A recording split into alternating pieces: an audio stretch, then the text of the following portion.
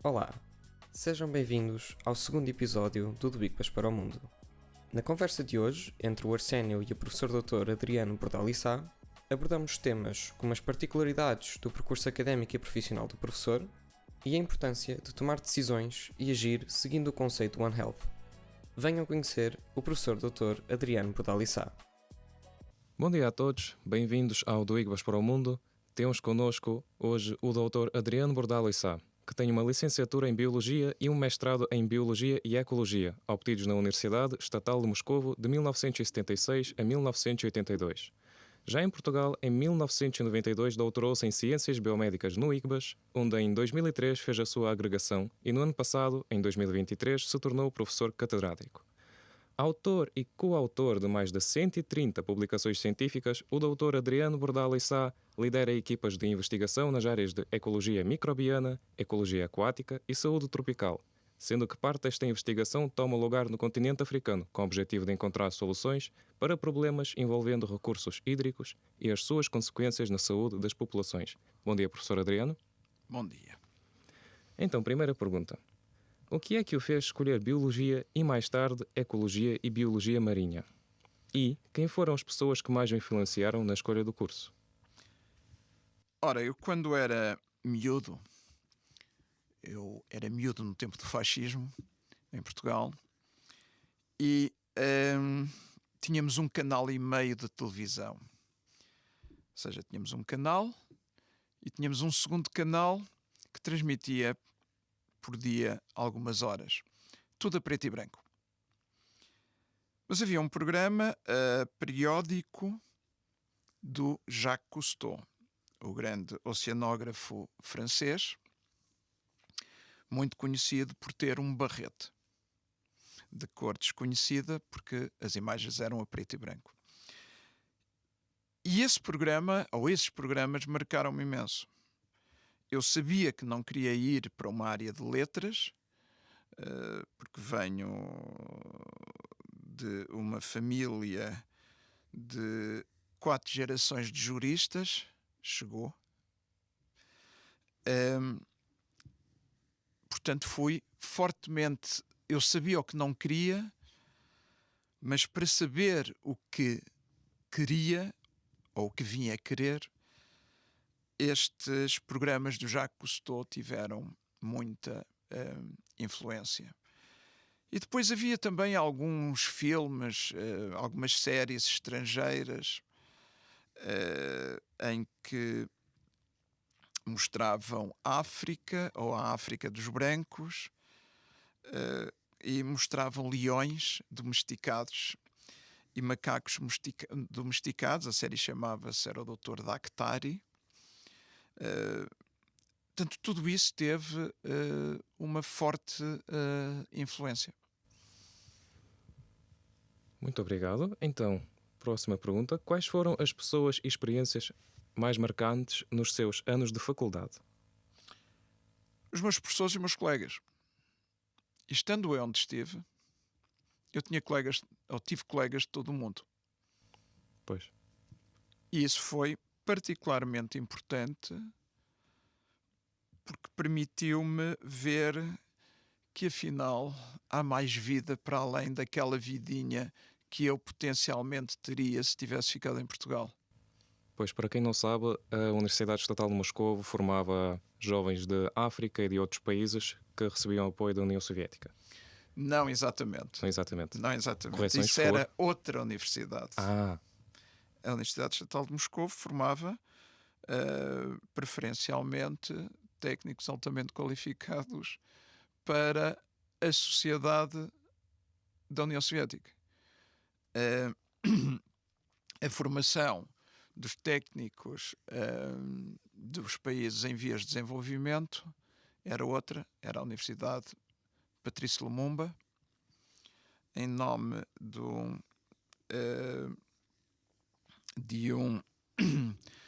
digamos, revolucionário africano que foi assassinado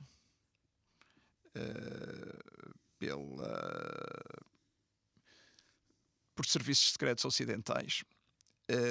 Esse se informava exclusivamente pessoas. Eu estava inserido numa universidade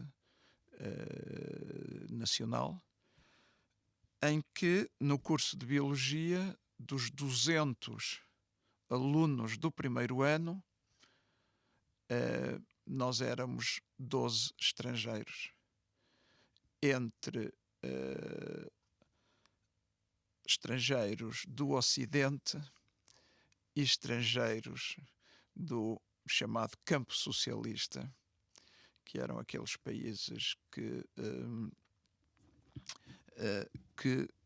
estavam inseridos no chamado Bloco Socialista, portanto, que era dirigido pela União Soviética. Então, outra pergunta. Esteve envolvido em projetos e atividades extracurriculares durante a faculdade? Se sim, quais? Sem dúvida. Eu tinha uma bolsa de estudo paga pela sociedade soviética. Não era o governo que me pagava, mas sim uma associação. Mas, ao mesmo tempo, logo desde o início, eu envolvia-me em trabalhos, nomeadamente na área da correção, das traduções e da correção do português. Isso era uma fonte muito interessante, por um lado, de rendimento, por outro lado, de aperfeiçoamento da própria língua. Mas também tive outras atividades paralelas, como fazer babysitting ou montar móveis do IKEA para estrangeiros. O IKEA não existia na União Soviética nessa altura, mas os estrangeiros de embaixadas e por aí fora, de representações comerciais, importavam, tinham canais de importação próprios, e não era necessariamente, estes estrangeiros ocidentais não eram necessariamente muito doados e eram incapazes de seguir as instruções de montagem de móveis. Portanto, era também uma fonte não negligenciável de rendimento. Isto a par obviamente, de estudar, era possível conciliar tudo isto. E então, de que forma estas experiências foram uma mais-valia a nível pessoal e profissional? Já falou sobre o aperfeiçoamento da língua russa e... Não, sem dúvida, porque o contacto que tivemos com uma realidade totalmente diferente, que para uns era o paraíso, para outros era o inferno. Nem era nem uma coisa nem outra. Era uma sociedade que se desenvolvia, tinha os seus valores, tinha os seus objetivos, totalmente diferente da nossa. Pessoas com um nível cultural enorme, e, por exemplo, nos transportes públicos, uma das críticas que faziam que as pessoas eram muito tristes e que não falavam. Não, as pessoas não falavam, estavam a ler. E não era propriamente a ler a Maria, que eu acho que ainda é capaz de existir isso, ou essas coisas. Portanto, este nível cultural das pessoas, esta procura incessante de conhecimento de tudo, o facto de nós sermos estrangeiros, tínhamos a nossa experiência, permitir partilhar com eles era algo muito, muito interessante, porque ouviam-nos e ao mesmo tempo nós também os ouvíamos. Por outro lado, era um país muito mais desenvolvido que o nosso. Eu, quando saí daqui de Portugal em 76, uma boa parte dos homens chamavam-se José e as mulheres Maria, e ambos tinham bigode. Era um país escuro, um país cinzento. Foi 1 ano e meio depois de 25 de Abril, certo? Mas aquilo que me chamou de imediata atenção, mal eu levantei voo do aeroporto em Lisboa, indo eu sentado no lugar A, como ainda hoje faço, de preferência, portanto, do lado esquerdo, e à medida que o avião ia ganhando altitude, tinha-se uma imagem cada vez mais ampla do que estava em baixo. E em baixo estavam bairros da Lata, com telhados de zinco enferrujado. Algo que eu depois acabei por revisitar anos mais tarde, um pouco por todo o mundo, em África, no Sudeste Asiático, na América Latina. Era esta a situação que tínhamos em 76. Um país saído de 48 anos de fascismo, cinzento, escuro, e relativamente triste, a começar a dar passos diferentes. Portanto, eu encontrei uma sociedade totalmente diferente, uma sociedade muito mais desenvolvida, com muitas faltas, claro que sim, mas com muito mais equidade na distribuição da riqueza,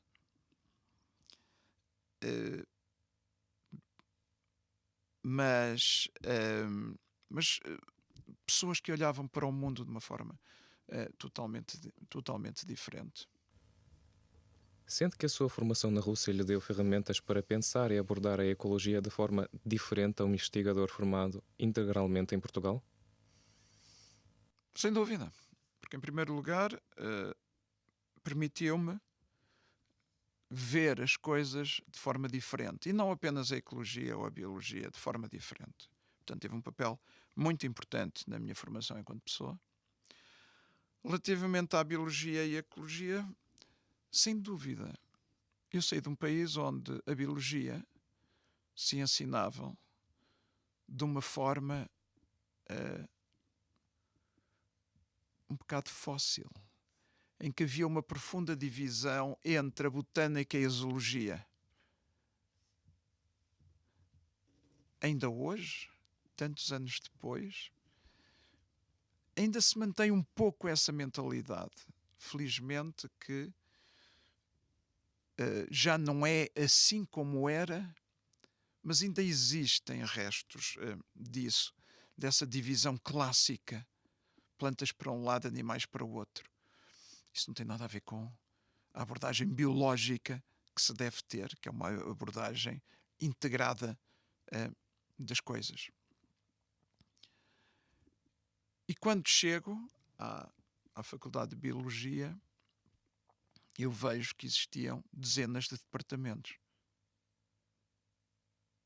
que iam desde a biologia humana à ecologia, à hidrobiologia e ecologia, da bioquímica à biologia celular, passando depois por botânica, zoologia, vertebrados, invertebrados, ou seja, eram dezenas de departamentos,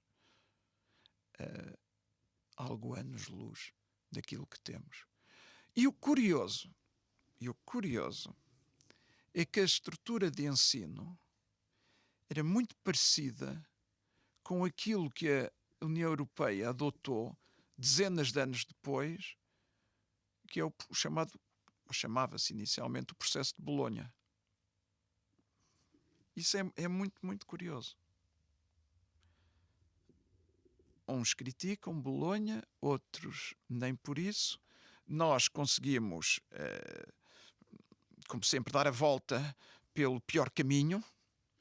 A forma como nós adaptámos Bolonha à nossa realidade, do meu ponto de vista, errada, em que as licenciaturas passaram a ser 3 anos. Portanto, completamente errado. Noutros países as licenciaturas são 4 anos. Mesmo no espaço europeu, foi por uma questão de economicista apenas. Porque o Estado subsidia os alunos de licenciatura, não subsidia os alunos de mestrado. Portanto, passaram-se licenciaturas de 5, 4 anos para 3. Muito obrigado, professor. Então, quais foram as principais diferenças que notou no toque ao ensino universitário na transição da Universidade Estatal de Moscovo para o ICBAS? não era comparável. E quando eu fui contratado para o ICBAS em março de 1983, portanto há um pouquinho mais de 41 anos atrás, o ICBAS estava nas instalações antigas e partilhava um espaço de 4.000 metros quadrados com duas faculdades. Uma plenamente, que era a Faculdade de Desporto, e outra com 2 departamentos da Faculdade de Ciências que não saíam. Portanto, nós ocupávamos os espacinhos vagos num edifício profundamente degradado, de tal forma que o primeiro espaço que eu tive, que foram um laboratório de 6 metros quadrados, que era laboratório e gabinete, em que, passado 2 anos, eu tive que abandonar, porque o teto caiu. Tivemos muitas dificuldades. Isto não acontecia da Faculdade de Biologia da Universidade Estatal de Moscou, de onde eu vi. Em que havia espaço a rodos. Portanto, era diferente. E o mesmo acontecia com os meios. Por exemplo, a biblioteca. Nós tínhamos uma biblioteca lá altamente recheada. Por exemplo, todos os manuais recomendados existiam em número suficiente para todos os alunos. Eu estou a falar de 200 estudantes de biologia. O manual de bioquímica havia pelo menos 200 exemplares que cada um de nós requisitava e tinha que o devolver no fim do semestre ou do fim do ano. Portanto, isto mostra bem a diferença de abordagens. E uma coisa que eu encontrei, por exemplo, aqui era o recurso sistemático a fotocópias. Lá existia, mas era muito limitado. E outra coisa que também me surpreendeu foi que, enquanto aqui as fotocópias eram em papel branco, lá eram em papel reciclado. Portanto, algo que nós ainda hoje não conseguimos implementar. Aliás, no ICBAS, aparentemente, eu sou o único a utilizar ainda hoje papel reciclado nas impressoras. Portanto, uma diferença completamente astronómica entre estes dois processos. Por outro lado, havia uma coisa muito, muito interessante: as avaliações. Tal como cá, existia a época normal e a época de recurso, mas os exames eram todos orais.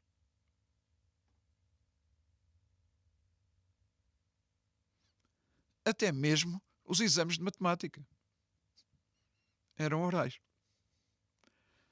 Na matemática nós tínhamos era que éramos avaliados pela parte teórica. Portanto, tínhamos de saber as coisas de trás para a frente, de frente para trás.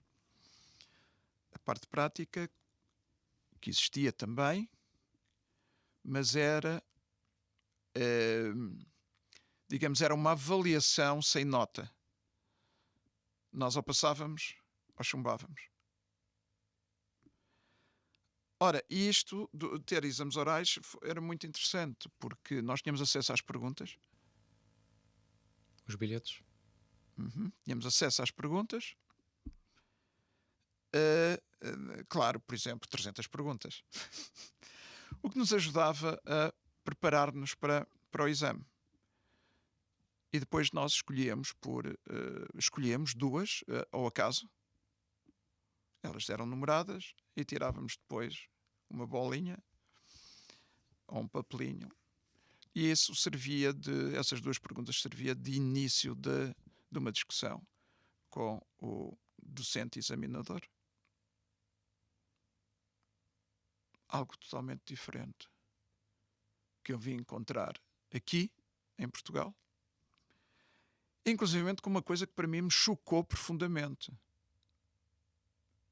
Duas coisas que me chocaram profundamente na avaliação que era feita na Universidade do Porto. Nos casos, se um aluno tivesse uma determinada nota acima, por exemplo, de 15 ou 16, tinha que a defender, tinha um segundo exame para defender, o que para mim é chocante. E o segundo, era chocante, é chocante ainda hoje, e o segundo, ter a obrigatoriedade de o exame ser a descontar. Ou se sabe ou não sabe. E aos meus alunos digo comigo,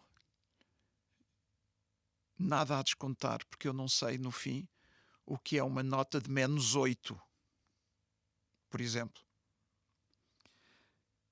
Portanto, há imensas diferenças que eu encontrei, umas que me chocaram, outras, pronto, paciência. Muito obrigado, professor. Um conceito muito presente no seu trabalho é o One Health, que até é o lema da Casa ICBAS hoje em dia. Para quem não está familiarizado, pode explicar do que se trata? Esta pergunta agradeço imenso, porque nós no ICBAS traduzimos o One Health como uma saúde. Outros, nomeadamente em Lisboa, traduzem como uma só saúde. Ou até há gente em Portugal a traduzir como saúde única. É uma saúde e pronto. E que conceito é este? Isto é um conceito relativamente recente, tem 24 anos. E é um conceito que procura aquilo que a biologia já faz, que é a integração das coisas, a pluridisciplinaridade das coisas. Nós não estamos sozinhos, nós vivemos em conjunto. Ora, o conceito One Health, o que nos diz é que sem uma boa saúde do ambiente, nós não vamos conseguir ter uma boa saúde dos animais e das plantas e, no fim, não teremos uma boa saúde humana.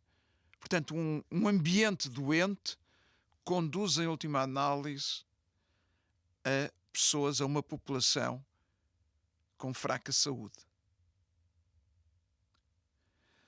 Mas isto, ao fim e ao cabo, vem já desde os primórdios do próprio ICBAS, apesar do conceito ser um conceito recente. O ICBAS para o ano vai comemorar 50 anos, o conceito tem 24, e que era aquele conceito, ao fim e ao cabo, de que vem do português também, mais vale prevenir do que remediar. E para prevenir nós temos que planear as coisas. E há uma grande resistência a isso, ainda. E este conceito, portanto, não é propriamente um conceito revolucionário, é um conceito de chamar os bois pelos nomes. Ou seja, colocar as coisas todas de uma forma integrada. O ICBAS adotou isso, em boa hora o fez. E hoje nós desenvolvemos as nossas políticas tendo em atenção isso. Porque, fundamentalmente, habitualmente quando se fala em saúde, fala-se em saúde humana. É uma visão antropocêntrica das coisas. O homem primeiro e o resto que se lixe. Eu não vou pedir perdão pela palavra que utilizei agora. Infelizmente é isso. Mas nós, depois de desaparecermos, ainda vai continuar a haver vida durante mais uns milhões de anos aqui. Desde que haja água no estado líquido. Por isso, porquê é que nós havemos deixar nós primeiro, nós que nos maltratamos tanto, e basta ver toda esta instabilidade no mundo. Nós. Este egoísmo está efetivamente a dar cabo de nós. População essa que somos mais de 8 mil milhões no mundo, mas há umas centenas de milhares de anos atrás, os nossos antepassados, nós poderíamos não estar cá hoje. Porque neste mundo, há umas centenas de milhares de anos atrás, ficaram qualquer coisa como 1000 elementos dos nossos antepassados. Porque devido a vários fenómenos, nós passámos de 100 mil para 1000. Aquilo que em inglês e em ecologia se diz bottleneck. E a partir daí, conseguimos sobreviver a esses 1000, multiplicámos-nos e chegámos onde chegamos. Hoje com mais de 8 mil milhões. Mas estas coisas acontecem de uma forma cíclica. É tudo uma questão de tempo. Por isso, conhecer-se a biologia, conhecer-se a ecologia, termos esta abordagem One Health, pode de alguma forma minorar estas nossas agruras da vida a nível mundial e pode ajudar a não irmos para o abismo tão rapidamente, porque os recursos são limitados e a esmagadora maioria da população neste mundo não tem acesso aos mesmos bens e serviços que nós, pessoas de pele clara, temos. A próxima pergunta seria se teve o primeiro contacto com esta abordagem ao longo da sua formação base em Moscou ou apenas no doutoramento no IGBAS. Pela sua descrição dos departamentos da Faculdade de Biologia, já percebi que mais ou menos que... Havia efetivamente já uma clara integração das coisas, mas o conceito do One Health é um conceito com 24 anos. Ou seja, o conceito, a prática já existia de alguma forma, o conceito é muito mais recente, e curiosamente o conceito One Health, tal como o conhecemos hoje, na Rússia atual, não é divulgado nem praticado. Então acabamos com a sua formação em educação. Uhum. Próxima pergunta seria: terminado o mestrado, qual era para si o próximo passo? Quais foram os objetivos académicos e profissionais que traçou? Eu queria ser docente universitário. Como objetivo. Como objetivo. E o primeiro passo, quando termino, era ter curso reconhecido. E nessa altura as coisas eram muito complicadas em Portugal. Eu venho em 82 e existia um decreto-lei que regulamentava nessa altura não se chamava acreditações nem nada disso, o reconhecimento do grau, que era de 77, numa altura em que não havia mestrados em Portugal. Em 82 regíamos por uma legislação anacrónica, saída de 25 de Abril, certo? Mas anacrónica, que já não estava sequer de acordo com a estrutura em Portugal, que em Portugal começavam a serem criados os primeiros mestrados. E aqui então foi um dilema pela entidade que me reconheceu o grau, que ainda por cima, ainda vinha do passado muito centralizado, em que hoje o reconhecimento pode ser feito por qualquer universidade portuguesa. Nessa altura não. A biologia era em Lisboa, as letras em Coimbra e por aí fora. Portanto, o meu reconhecimento foi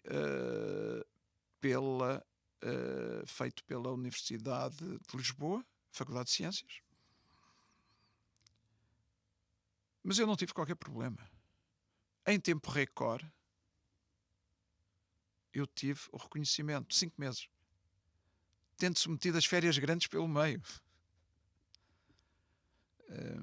Outras pessoas não tiveram essa... A experiência delas não é esta, mas eu no dia 4 de janeiro de 1983 recebi os documentos que atestavam o reconhecimento do grau e em março fui contratado pelo ICBAS. A próxima pergunta seria se já conseguiu cumprir os seus objetivos, mas parece que sim. Sim, os objetivos foram cumpridos. Neste momento cheguei ao topo da carreira. Seguiu o doutoramento e a via da investigação e ensino? Estes eram interesses de longa data ou foram surgindo à medida que completava os estudos na universidade? Não, o meu objetivo era ser docente universitário e ter um doutoramento. Obviamente. O doutoramento foi obtido no ICBAS.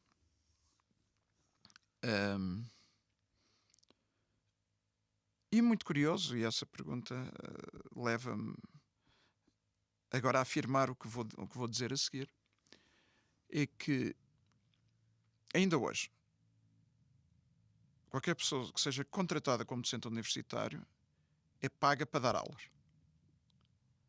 Ela é contratada como docente porque há necessidade de colmatar de toda forma. Porque há disciplinas que têm que ter um docente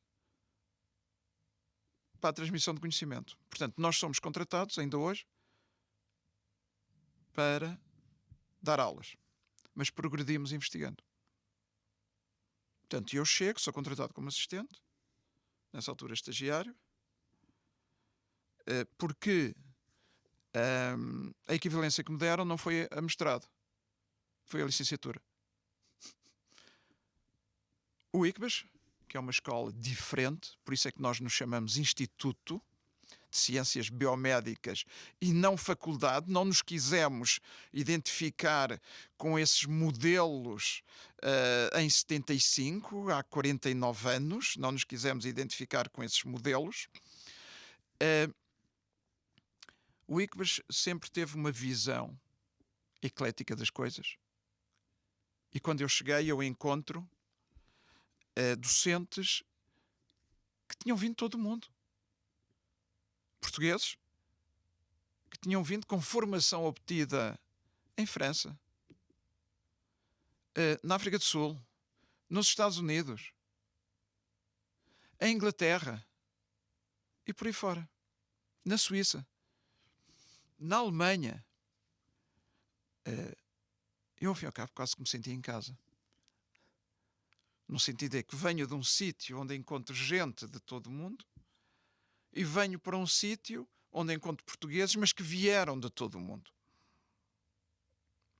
E foi essa visão, digamos, de abertura para o mundo do ICBAS que fez com que o próprio ICBAS me reconhecesse que eu, para além da licenciatura, tinha um mestrado, um reconhecimento informal por parte do Conselho Científico, o que me permitiu saltar logo um grau.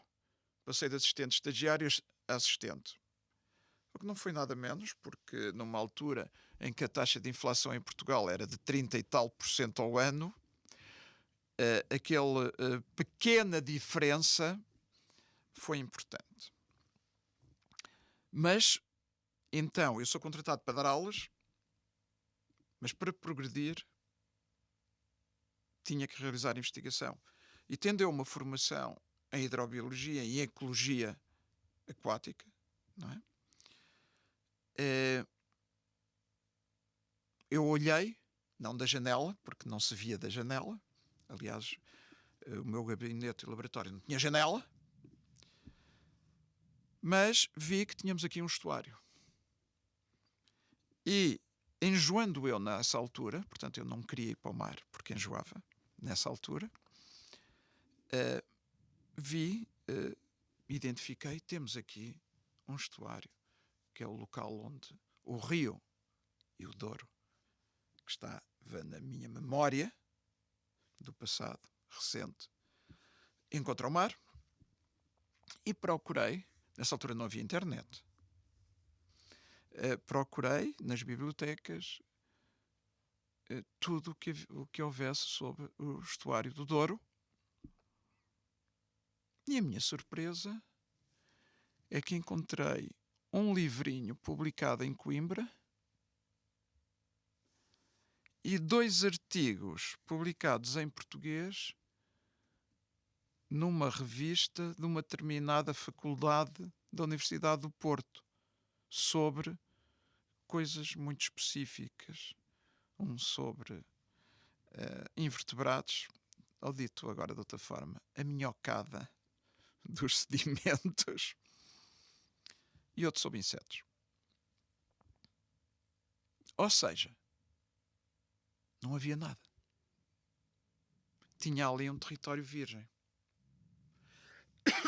Perdão. E vindo eu com uma formação de organismos filhos de um Deus menor, ou seja, de micro-organismos, bactérias e algas microscópicas, resolvi então escolher essa área e estudar o compartimento, isto é um conceito de ecologia muito específico, o compartimento microbiológico do estuário do Douro, mas já numa visão integrada de que nós percebermos a atividade das bactérias e das algas microscópicas, temos que perceber o ambiente em que eles estão integrados, que se vão caracterizar por temperatura, salinidade, nutrientes, luz e por aí fora. E durante muitos anos o estuário do Douro foi o meu laboratório a céu aberto. Até ter percebido que há mais vida para além da vida, para além disto. E depois enverdei também por ambientes tropicais, uns 12 horas de avião aqui do Porto, outros outra vez quase 12 horas, porque para chegar à África nem sempre é simples, a partir do Porto. E as portas do mundo abriram-se, porque ao fim e ao cabo temos feito investigação um pouco por todo lado e aulas um pouco por todo lado, na Europa, na América, na Ásia Central. Ao longo dos anos, tem vindo a exercer funções de chefia e administração, nomeadamente investigador principal e líder da equipa de hidrobiologia do CIEMAR, Centro Interdisciplinar de Investigação Marinha e Ambiental, e no ICBAS, diretor do Departamento de Estudos de Populações, diretor do curso de Ciências do Meio Aquático, diretor do Programa Doutoral em Ciências do Meio Aquático, Biologia e Ecologia e diretor do Laboratório de Hidrobiologia e Ecologia. Quais são as responsabilidades extra associadas a cada um dos cargos, os seus principais desafios e o que está a retirar de cada uma destas experiências? Eu diria em inglês, que ninguém nos percebe, que é um pain in the ass. Ou seja, os cargos burocráticos não são propriamente aqueles que eu mais gosto. São aqueles que eu exerço porque confiaram em mim para. E exerço com profissionalismo. Eu prefiro o trabalho de campo, seja em qualquer estuário ou zona costeira, aqui em Portugal, seja no Sudeste Asiático, seja em África, onde nós realizamos não só trabalho ligado à ecologia aquática, mas e cada vez mais ligado às pessoas, fazendo a ponte entre o ambiente e a saúde. A parte burocrática tem que ser feita, porque alguém a tem que fazer, e isso permite-me, de alguma forma também, deixar, de alguma forma, a minha visão sobre todas essas atividades, que são minhas, nunca do ponto de vista individual, mas sempre discutindo isto com as pessoas que estão comigo diretamente associadas, porque é extremamente importante ouvir as pessoas e no fim tomar decisão com base também naquilo que os outros pensam. Portanto, não são atitudes individualistas de forma alguma, mas são atitudes ponderadas com base naquilo que os outros propõem. Há algum fator que dificulte este trabalho e que, na sua opinião, é do desconhecimento da maioria dos alunos? Qual trabalho? Trabalho burocrático? Sim. Os burocratas. Aquilo que em política se chama as forças do bloqueio. Porque eu costumo dizer que eu ando mais depressa que os outros. E esse é um problema. É que nós somos um país com tantas regras, regrinhas e regretas que muitas vezes bloqueiam e é preciso algum tempo para desbloquear as coisas. Por exemplo, quando os alunos vêm ter comigo, porque há um problema efetivo. Eu não vou dar exemplos agora concretos. Eu procuro resolver e bater às portas de imediato de toda esta estrutura burocrático-administrativa que não é exclusiva do ICBAS, e nós no ICBAS, apesar de tudo, de a termos, eu acho que está muito mais atenuada do que noutras escolas da Universidade do Porto. E eu creio que, em geral, consigo, de alguma forma, resolver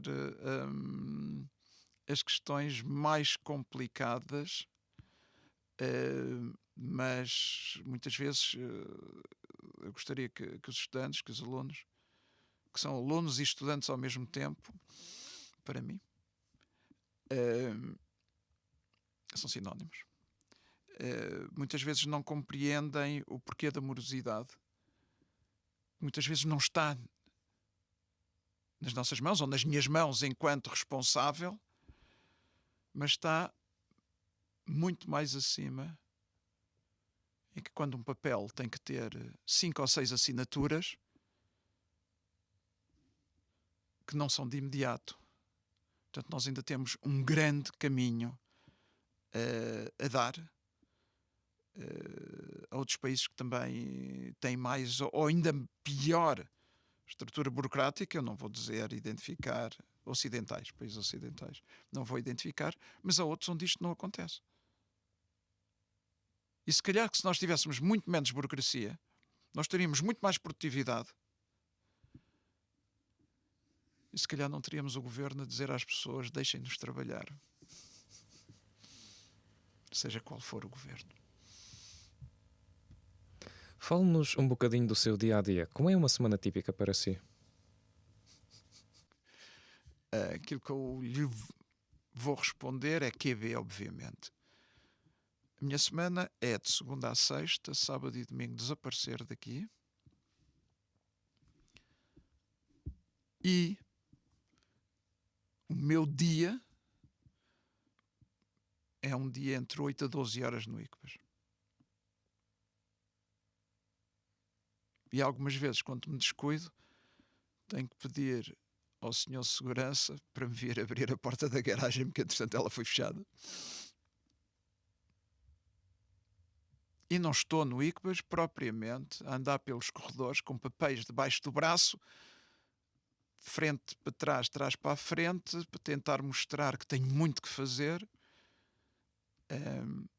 Estou no ICBAS porque gosto de estar no ICBAS, porque para além do trabalho burocrático ainda tenho o trabalho todo de investigação e de discussão com as pessoas que comigo trabalham.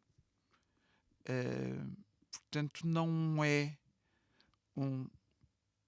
são horas boring, como se diz em inglês, antes pelo contrário. São horas muito exigentes sob todos os pontos de vista. Então, como equilibra as suas responsabilidades profissionais com a sua vida pessoal? Minha vida pessoal é a minha vida profissional, a minha vida profissional é a minha vida pessoal. Pois, sente que é bem remunerado face à responsabilidade que tem?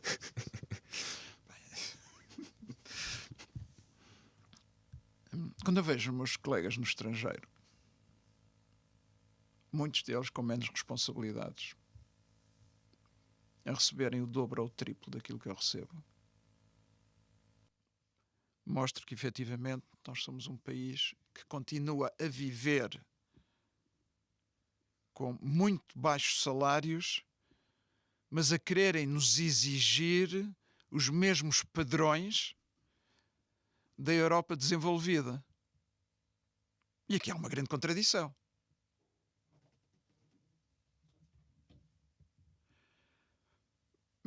Costuma-se dizer que o dinheiro não é tudo, mas que ajuda.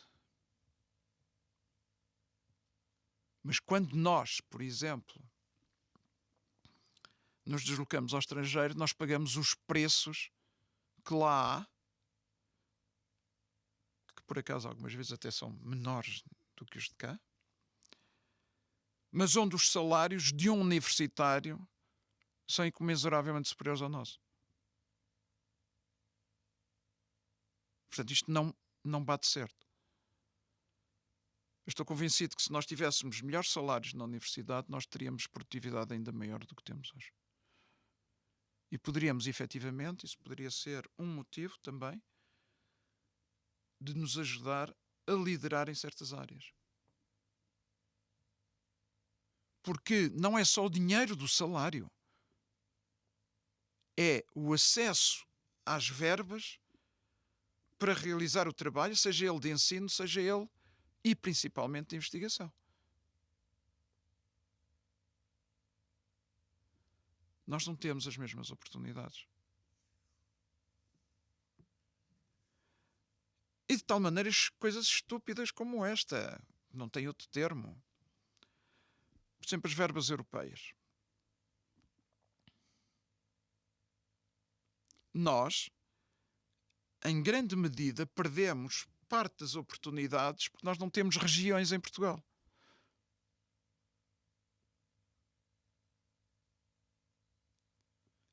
Porque se nós tivéssemos regiões em Portugal, parte do dinheiro de investigação seria gerido pela região. Em Portugal, o dinheiro de investigação é gerido por Lisboa. Passa tudo por Lisboa. Tudo centralizado em Lisboa. Que desconhecem completamente as necessidades, mesmo de investigação, por exemplo, aqui no Grande Porto. E quando nós temos, por exemplo, concursos em que tem que haver júris, em grande medida vão buscar pessoas ao estrangeiro que desconhecem completamente a nossa realidade. Não estou a dizer que isto seja mau, da mesma maneira que eu avalio projetos europeus. É uma das minhas tarefas. e estou cá, e o projeto pode vir da Suécia, ou liderado por suecos, ou liderado por italianos, mas isso são coisas globais. Agora, quando estamos a falar em investigação para resolver problemas que são locais ou regionais, muitas vezes esses não são considerados sexy pelas agências que subsidiam a investigação em Portugal e que estão sediadas em Lisboa, porque não compreendem. Quais considera que são os momentos de maior realização profissional até agora na sua carreira? Já são 41 anos de carreira aqui no Porto, mais investigação, que eu iniciei a investigação em 1980. Portanto, 3 anos antes de acabar os meus estudos universitários. Eu gostaria de referir, e para responder diretamente à questão, aquilo que eu considero de longe o mais importante é pegar nos resultados da investigação científica e aplicá-los na prática para resolver problemas, nomeadamente em África.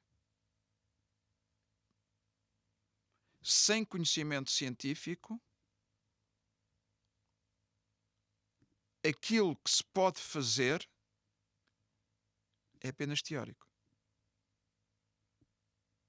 E em grande medida desfasado da realidade.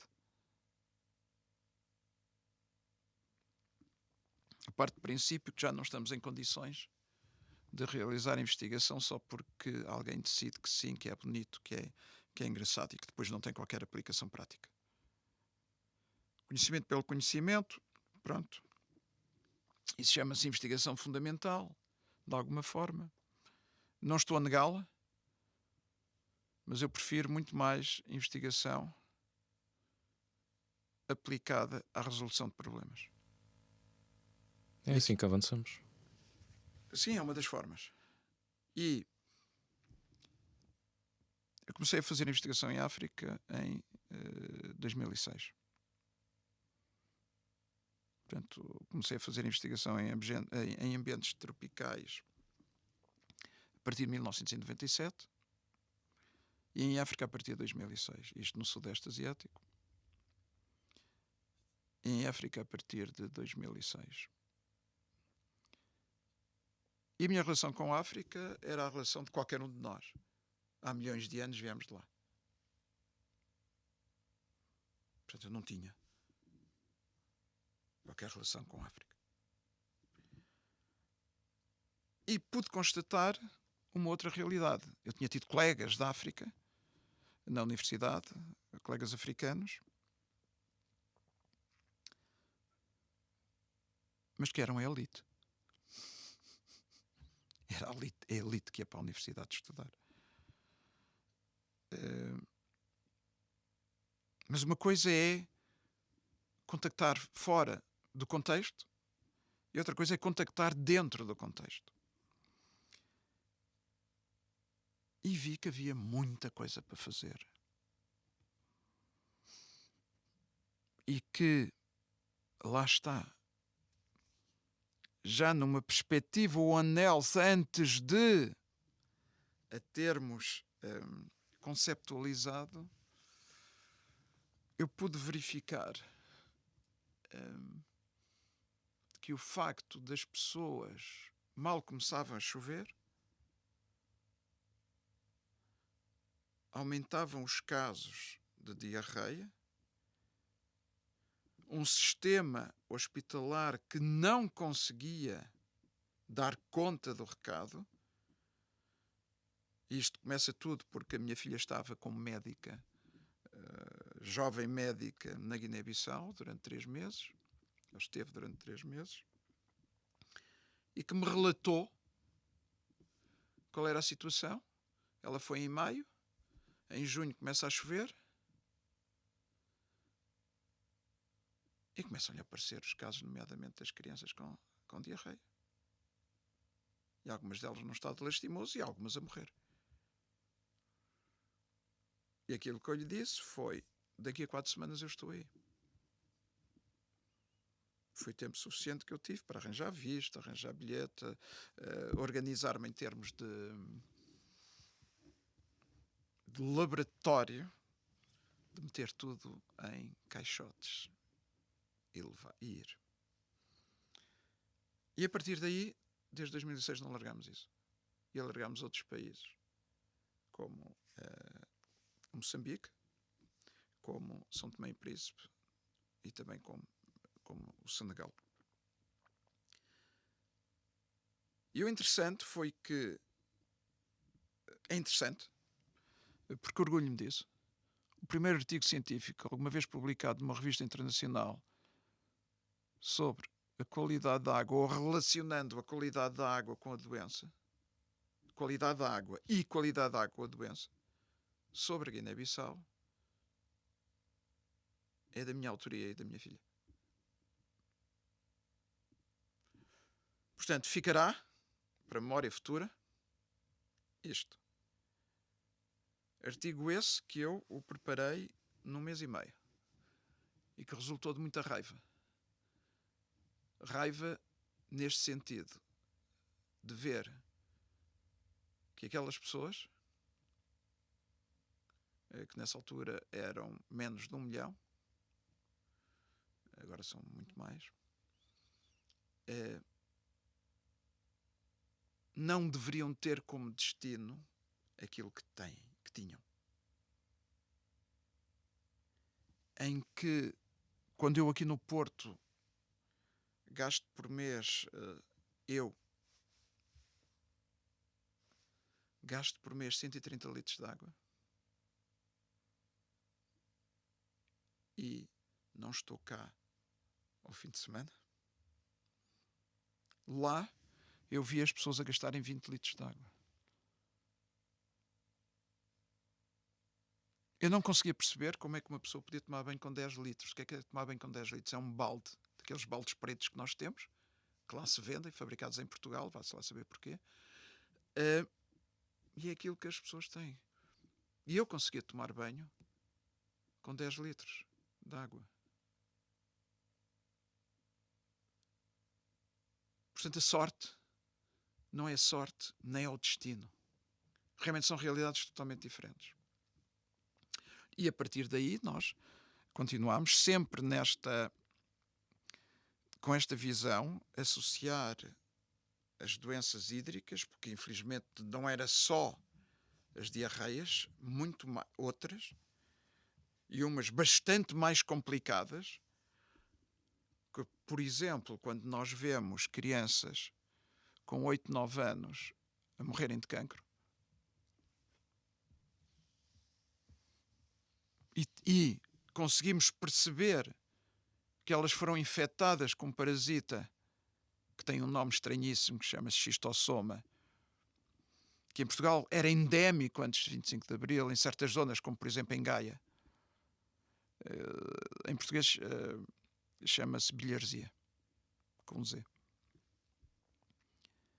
Isto é um parasita que há um vetor, que é um caracol, que vive nas zonas aquáticas de água doce, onde as crianças brincam, onde as crianças estão porque vão buscar água, infectam-se com esse parasita vai-se acumular muito perto do rim, no fígado e no rim. No caso do rim, vai provocando feridas internas, em que o nosso sistema imunitário tenta reparar, até que chega um momento e deixa de reparar. E um dos sintomas é sangue na urina. E nós fizemos estes estudos e verificamos que o nível de infecção na Guiné é bastante elevado nas crianças, e especialmente nos rapazes. O nosso objetivo não era fazer o estudo da bilharzia, do xistossoma, era ver a deficiência de iodo que se faz através da urina. E nós começámos a encontrar sangue na urina de meninas e meninos em idade escolar. Nas meninas de 9, 10 anos, 11 anos, podia ser já o período. Mas um rapaz não tem o período. E isso levou-nos a tentar perceber, e em conjunto com uma colega nossa investigadora do Instituto Ricardo Jorge aqui do Porto, identificamos a sua presença, identificamos qual a espécie e logo por azar é a mais virulenta das que existe. Portanto, entretanto, recomendámos soluções para isto, da mesma maneira que recomendámos soluções para... E isso deu-nos imenso prazer, tentar desenvolver soluções sustentáveis para minorar a falta de qualidade da água que infectava as pessoas, e especialmente as crianças, não é com métodos como eu vejo, ONGs estrangeiras, nomeadamente portuguesas, que vão para lá com soluções tecnológicas milagrosas. E depois coisas tão simples como não há eletricidade. Na época das chuvas não se consegue ir do ponto A a B. Por exemplo, no norte da Guiné, nós na época das chuvas, para ir para uma determinada zona, temos que sair para o Senegal, virar à direita e depois vir para sul novamente. Porque as picadas entre duas zonas, ou duas aldeias que lá se chamam tabancas, estão debaixo d'água. E não há nenhuma pick-up que consiga ir. Portanto, temos que ir para o estrangeiro e voltar a entrar. Mesmo sem visto. Porque uma grande vantagem na Guiné é que arranja-se sempre maneira de se resolver os problemas.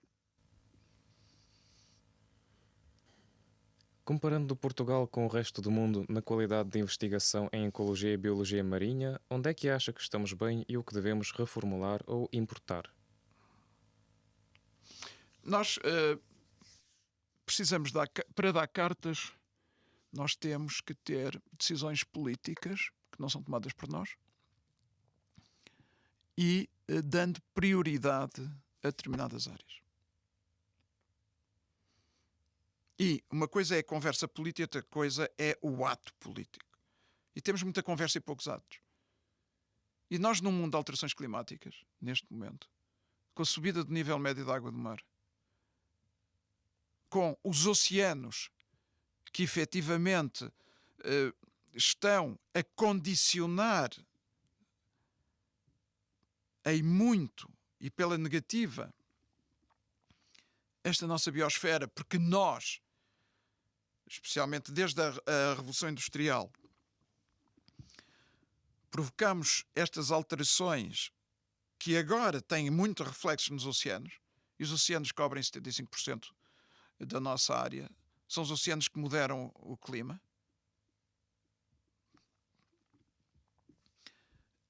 Nós falamos muito, mas fazemos muito pouco. Nós temos todo o potencial de investigação aqui e é mais blá, blá, blá por parte dos decisores políticos. Nós já tivemos a década dos oceanos, já tivemos os oceanos para aqui, para ali, para acolá, e o que é que ao fim e ao cabo ficou? Ficou muito, muito pouco. E dou um exemplo. Nós, há 40 anos, nós no ICBAS, adquirimos um barquinho com 4 metros de comprimento em fibra de vidro. Ele tinha que ser registado e fui eu que tratei do registro. E para a minha surpresa foi quando eu quis registar como barco de investigação, as autoridades responsáveis disseram não pode ser registado como barco de investigação porque só o Instituto Hidrográfico é que tem barcos de investigação, que é da Marinha. Ainda hoje, portanto, foi registado como embarcação de recreio. Ainda hoje, nesta esfera da Universidade do Porto, que há algumas embarcações de investigação, algumas até já com alguns metrinhos, elas estão registadas como embarcação de recreio. Só isto mostra as dificuldades que nós temos neste país, o país das capelinhas. Isto é meu, não é teu. E não remamos todos para o mesmo lado.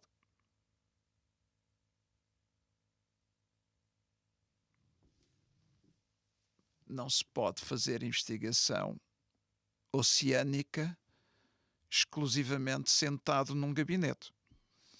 Alguma investigação pode-se, com recurso, por exemplo, tratamento de dados de satélites e de sensores e tudo isso. Mas os sensores, para serem colocados na água, nós temos que ir para a água, não é? E nós aqui em cima temos todo este potencial e que não é aproveitado.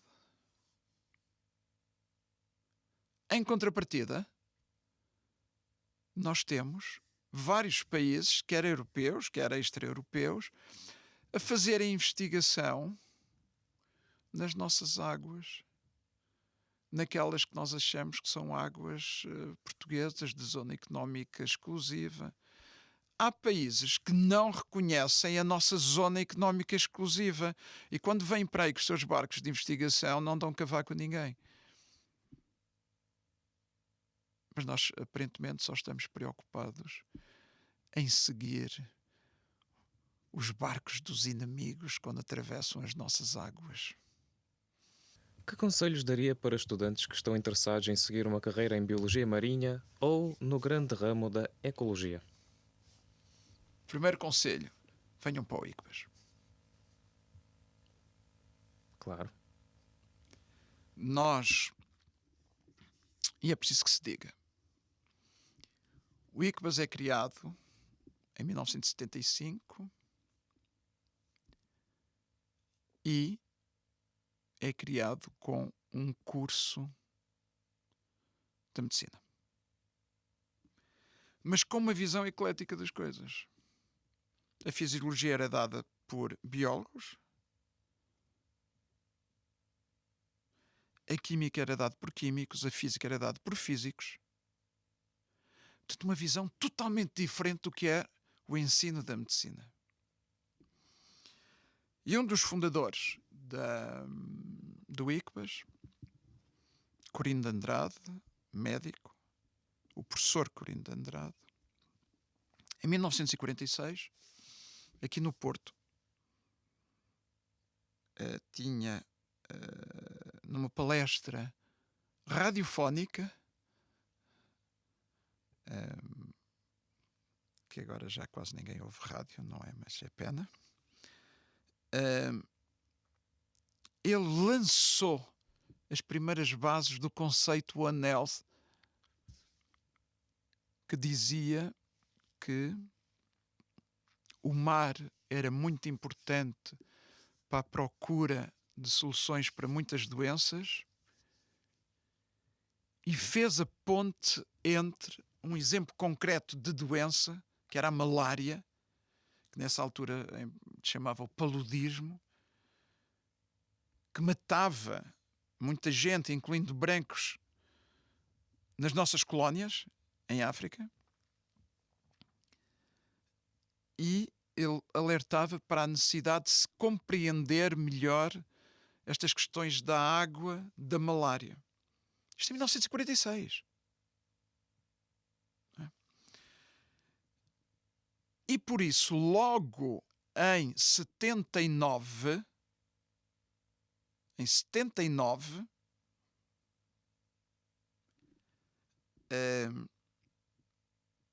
o primeiro curso de medicina começou em 76. Logo em 79 vem o curso de Ciências do Meio Aquático. E que nessa altura os alunos entravam para o primeiro ano e tanto podiam ir para a medicina como para Ciências do Meio Aquático.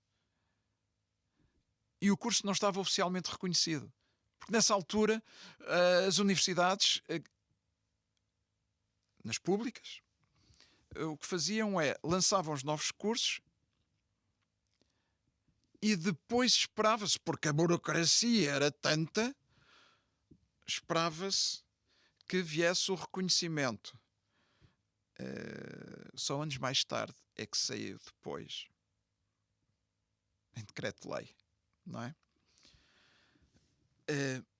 E por isso, quase desde o início, medicina e a componente aquática, do ambiente aquático, estiveram de mãos dadas quase desde o início no ICBAS.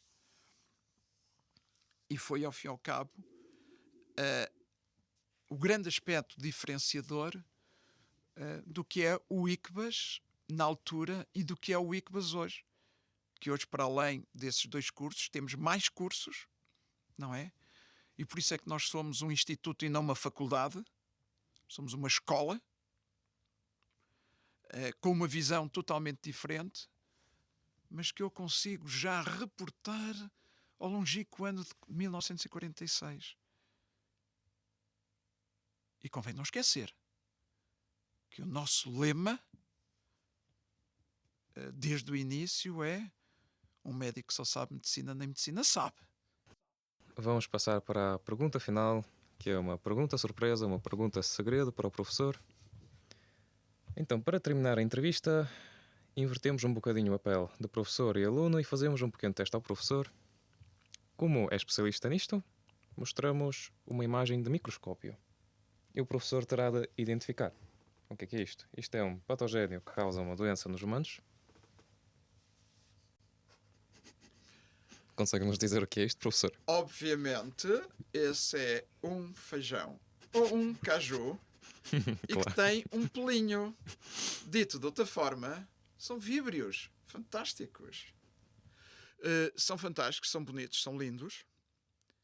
Só que causam milhares de mortos por ano,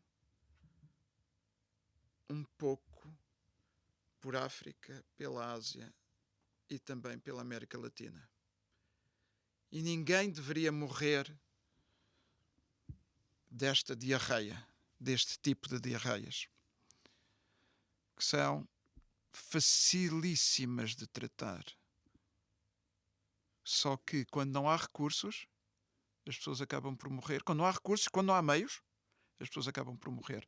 Estou a falar, não consigo identificar que víbrio é que é, mas se for o caso do víbrio cólera, e se produzir toxinas, causa a cólera. E só para vermos o que era o fascismo em Portugal, a última epidemia de cólera na Europa ocorreu em Portugal, nos anos 74, 75. Qual é a relação com o fascismo? É das fraquíssimas condições sanitárias, higieno-sanitárias que existiam neste país. Não havia Serviço Nacional de Saúde, só ia ao médico quem tinha dinheiro para pagar, portanto o grosso da população estava arredada disso. E em muitas cidades, 80% da população não tinha acesso à rede de esgotos. E não é assim tão longínquo. Ainda em 1996, 24% de Gaia, das pessoas de Gaia, não estavam ligadas à rede de saneamento público. E muito menos as estações de tratamento de esgotos. Portanto, as condições higieno-sanitárias propiciam o desenvolvimento e a ação patogénica, ou seja, a ação que causa doença por parte desses víbrios. Mas já agora, já que estamos quase no início da época balnear, apesar de não parecer muito lá fora, surgem agora, graças às alterações climáticas e, concretamente, a este pequeno aumento da temperatura da água, que nós aqui, na zona do Grande Porto, somos capazes de não sentir, porque a praia de Matosinhos continua super fria, e as outras também. Quando eu digo fria, estou a falar de 16, 17, 18 graus, na melhor das hipóteses, algumas vezes 21, mas isso é raríssimo. E também a ligeira diminuição da salinidade da água do mar, fruto do derreter dos glaciares. Surgem víbrios que são particularmente trágicos para nós. Por exemplo, uma pessoa que entre com uma ferida, seja ela onde for, pode-se contaminar com esse tipo de vírus, ter uma septicémia, ou seja, uma infecção generalizada do corpo e morrer. E se este víbrio for resistente aos antibióticos, que infelizmente encontramos, porque nós estudamos, cada vez mais multiresistentes aos antibióticos, não há na nossa farmacopeia antibiótico que possa salvar estas pessoas. Estes casos estão a aumentar um pouco na Europa e na América. Nós estamos ainda muito longe de conseguir fazer os diagnósticos, porque dos víbrios, de todas as doenças provocadas por víbrios, só do víbrio cólera é que é a declaração obrigatória. Portanto, estabelecer a causa e efeito em Portugal é muito complicado. Mas se não tivermos uma infecção que conduza a uma septicémia, podemos certamente ter infecção nos ouvidos, nariz, não escapamos de uma diarreia. E não é como ainda recentemente pessoas ligadas à saúde com grandes responsabilidades diziam às pessoas para no verão não comerem ovos por causa das salmonelas. Temos de ter uma visão global das coisas e por isso o conceito One Health pode ser uma ajuda muito importante. Agradecemos ao professor Adriano Bordalo. Prazer meu. Desejamos uma boa continuação da sua investigação, que tenha impacto na nossa vida, nos problemas da sociedade. E terminamos assim a nossa entrevista de hoje. Muito obrigado, professor Adriano Bordalo. Eu é que agradeço por me terem tido aqui hoje.